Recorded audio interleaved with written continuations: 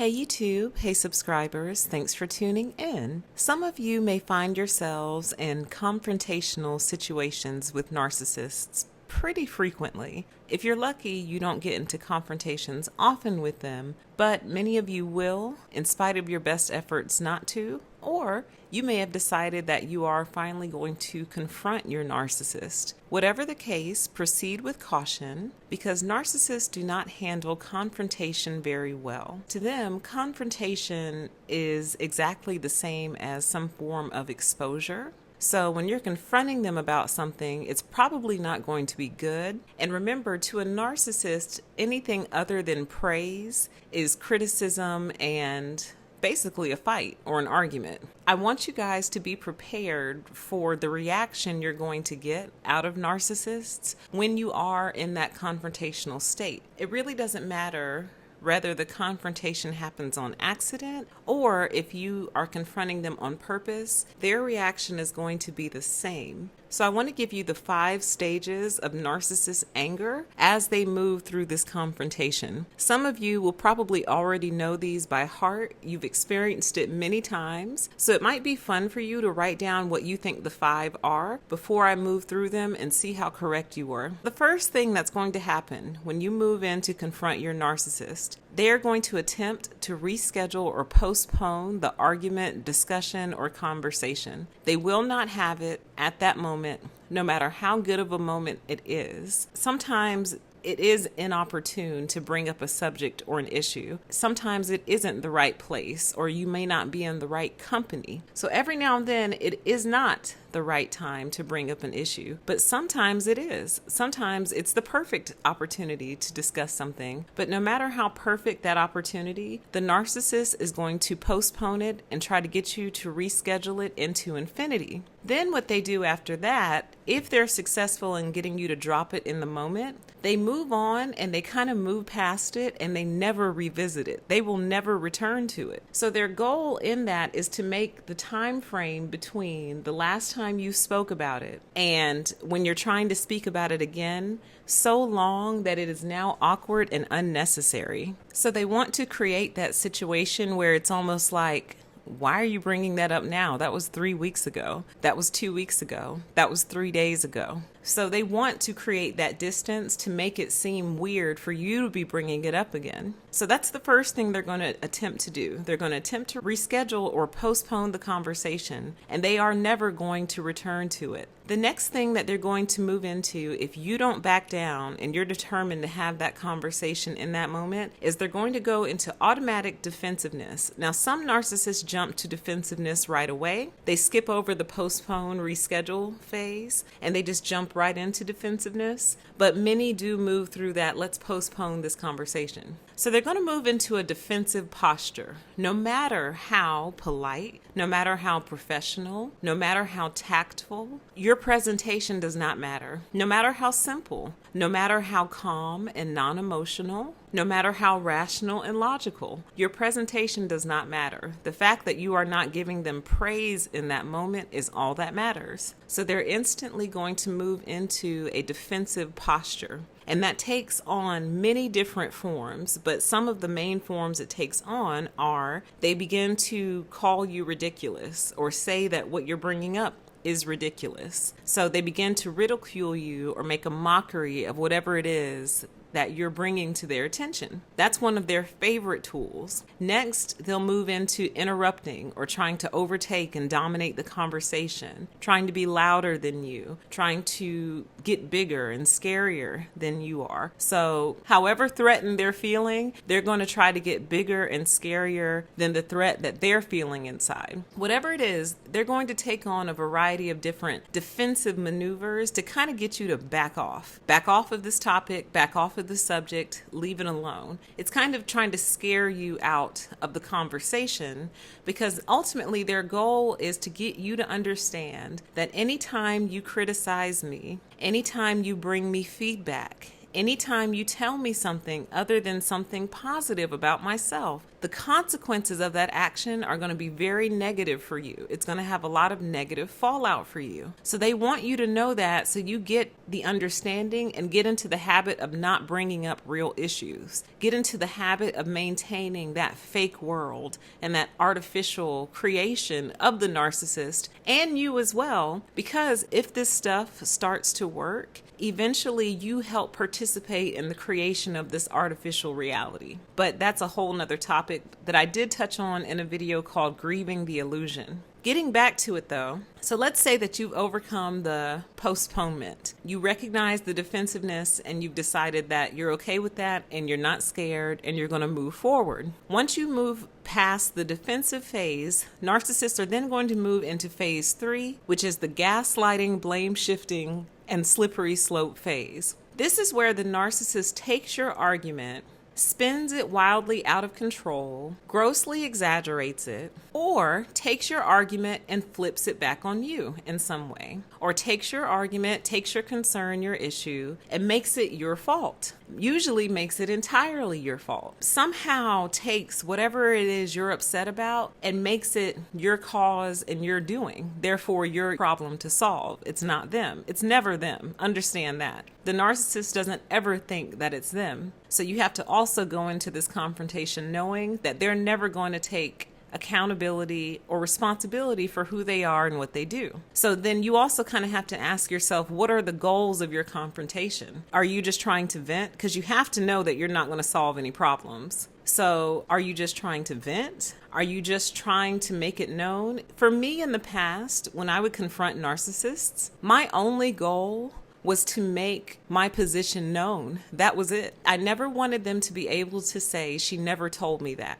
You never told me that. Which is why writing is one of my favorite mediums for communicating with narcissists and sending it in such a way that there's a trail there. So email, there's that sent folder, there's a trail. So they can never say, I didn't get it. And they can never say, I never said it. Now, you can't force anyone to read anything, but if you received it, reading it was on you. The point is, you have to ask yourself why you're confronting the narcissist, because you have to know that they're not going to take responsibility for anything. So that cannot be one of your goals, to get them to see where they're wrong and take responsibility. That cannot be one of your end goals. So for me personally, my goal was always only to make it known, and also usually to help them understand, or at least they know, why I was departing from their life. So there was never a question. So they could always go back and reference, this is why she left me. This is why she resigned. So they'll have a point of reference. Historical record. I'm all about historical record, but that's usually my only goal. And also to just get it off my chest and express myself. So,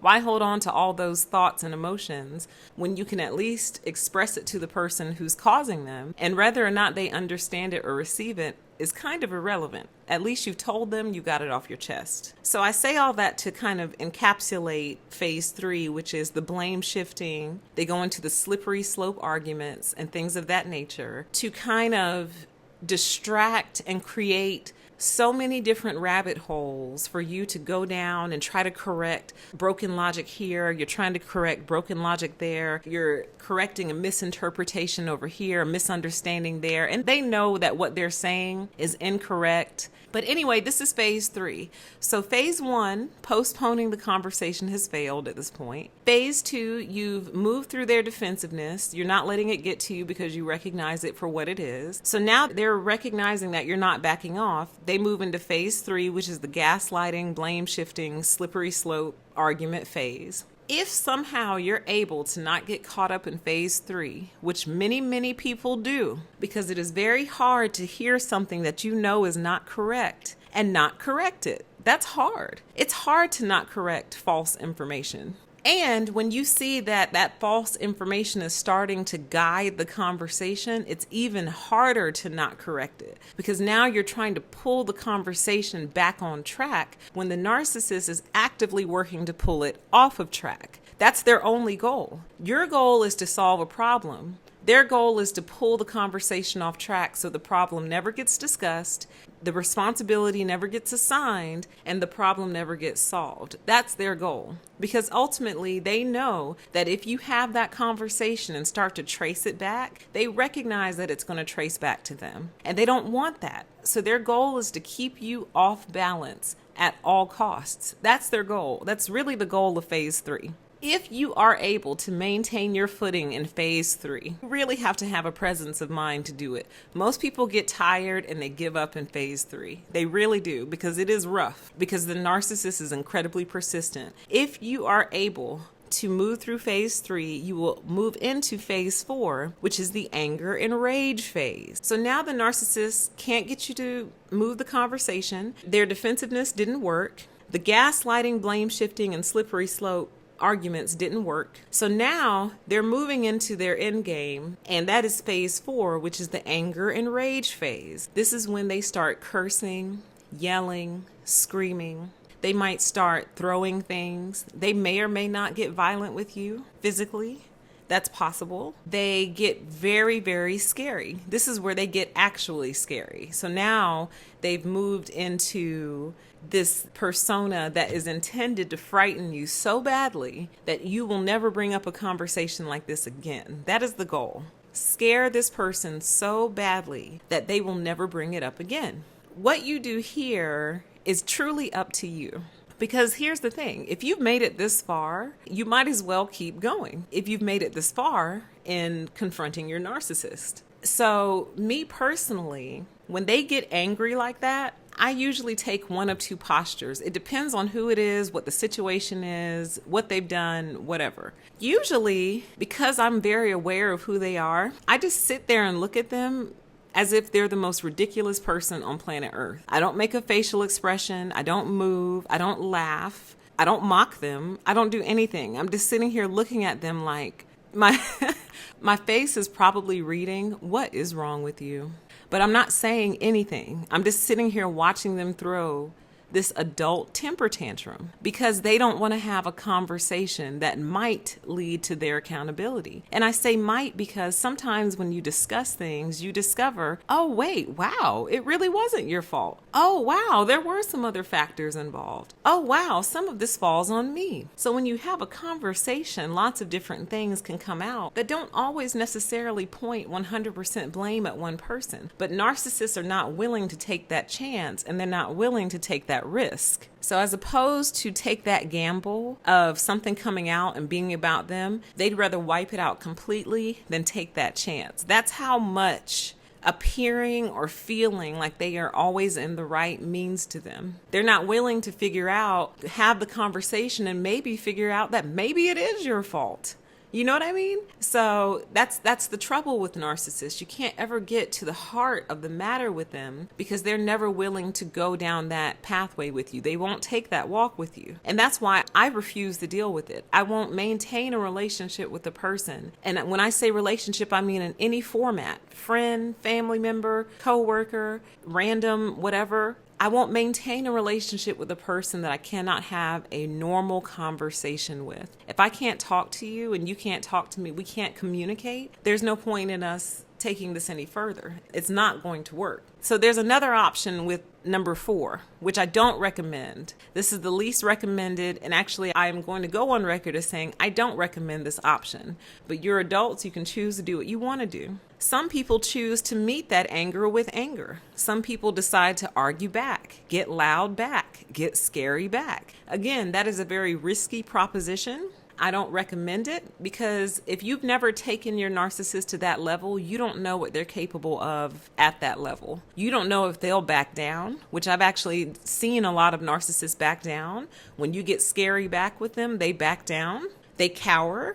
But your narcissist might decide to take it up another notch and get physical, which is why I say you have to manage number 4 wisely. More often than not, I assume a very neutral posture and watch them just fizzle out and spiral out. But there have been times when I've met their anger with anger and watched them back down. And it's interesting because they kind of go into a subservient position from that moment forward. They're like afraid of you from that moment forward. It's very, very interesting. Manage phase 4 with caution. And if you're going to pick one or you're not sure, go neutral. Neutral is always safer than meeting their anger with anger. Fifth and finally, if you neutralize them in phase 4, you are going to get phase 5, which is the narcissist is going to leave in some way. They're going to hang up the phone. They're going to stop texting back. They're going to physically leave the room and go to another part of the house. They are going to physically leave the house. They're going to leave. Somehow they're going to depart your presence. And then they're going to enter into the silent treatment phase of the presentation. And that silent treatment can last for an extremely long time. It can last for a couple of hours. It can last for days, weeks, months, and sometimes even years. Some people are still on their silent treatment and it's been like 5 years. So the silent treatment can last for an extremely long period of time. And for some people,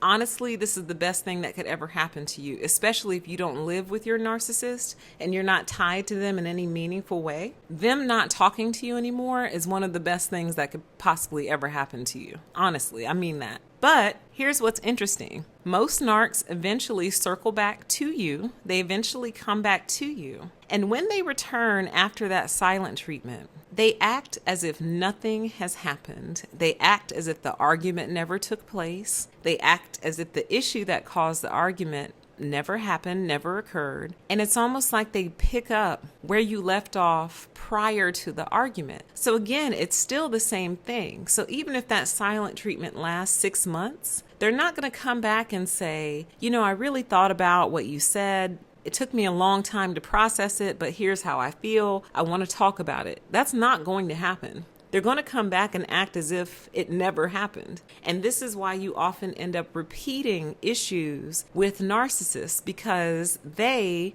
like to pretend like issues don't exist. They don't like to address them, and they like to sweep them under the rug. But more than sweep them under the rug, they just sweep the issues out of the house into the yard, which sounds like a good idea at first until you start to look out in the yard and realize how dirty the yard is getting, because nothing is washing all these issues away. They're no longer under the rug, they're out of the house, but they're in the backyard, piling up, creating a mess. And that's kind of how they live their lives. So you're going to enter phase 5, which is that silent treatment phase. And here's one more thing about this whole process, about these 5 stages. They can occur really quickly or they can occur really slowly. So this 5-stage process can occur in less than a minute, or this 5-stage process can occur over the course of a week. It can take some time. So there's different time frames attached to each. It all depends on how often you see your narcissist, how frequently you talk to them, all of that stuff. There's no set time frame to any of this. So know that it can happen very quickly. So in other words, your conversation can deteriorate very rapidly, or it can be a very slowly deteriorating conversation that's occurring over time. So just know that. I hope this helps you guys understand what's happening when you're trying to have those conversations with narcissists, the attempt to reschedule or just not have the conversation at all, the defensiveness, the gaslighting, blame shifting, and slippery slope arguments, the anger and rage, and then finally the silent treatment. Hopefully this helps you frame up what's happening. It's very important to think about what your goal is as you go into these conversations. Hopefully one of those goals is not resolution, because you're not going to get that out of a narcissist. You'll get that out of a normal person. Or let me say it like this. You'll get that out of a person who's not suffering from narcissism necessarily. But someone who's suffering heavily from narcissism and has been for a while, you're not going to get resolution out of the conversation. So clearly identify what it is you're trying to accomplish by confronting them at all. And know that the end result could be that you never speak to them again. So ask yourself if that's something that you want, if you're comfortable with that potential outcome. Know that all of these behaviors from them are their attempts to punish you for having the nerve to bring up to them something that they've done wrong and make them think about it and force them to reckon with it. I hope you guys found this helpful. Take care. And as always, I grant you the permission to exist. Bye-bye.